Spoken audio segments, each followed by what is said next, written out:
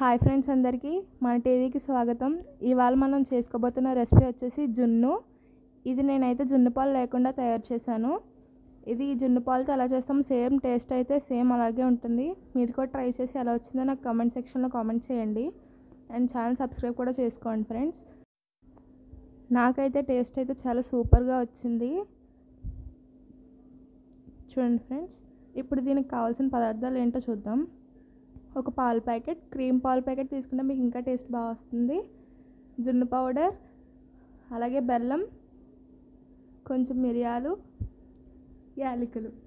ఇప్పుడు ఒక బౌల్లోకి పాలు తీసుకొని అందులో జున్ను పౌడర్ కలుపుకోవాలి. ఇప్పుడు ఆ జున్ను పౌడర్లో తీపికి సరిపడా బెల్లం వేసుకోవాలి. తీపి ఎక్కువ తినేవారు బెల్లం కొద్దిగా ఎక్కువ వేసుకోవచ్చు. ఇప్పుడు అందులోనే యాలకులు, మిరియాలు పొడి చేసుకుని అది అందులో వేసుకుని బాగా కలుపుకోవాలి. చూడండి ఫ్రెండ్స్, ఇలా స్లోగా కలుపుకోవాలి. ఫైనల్గా అయితే ఇలా వస్తుంది.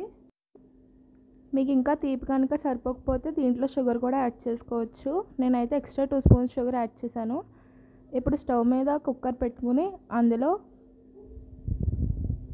ఇందాక కలిపి పెట్టుకున్న మిశ్రమాన్ని ఈ కుక్కర్లో పెట్టాలి. అడుగున కొన్ని వాటర్ వేయాలి.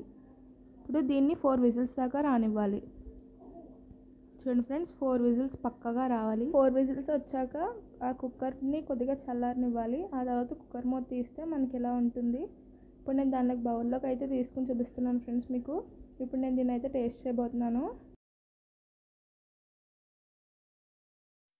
మీరు కూడా ట్రై చేసి ఎలా వచ్చిందో కామెంట్ బాక్స్లో కామెంట్ చేయండి. అలాగే మన ఛానల్ సబ్స్క్రైబ్ చేసుకున్న వాళ్ళు సబ్స్క్రైబ్ చేసుకోండి. Thank you for watching friends.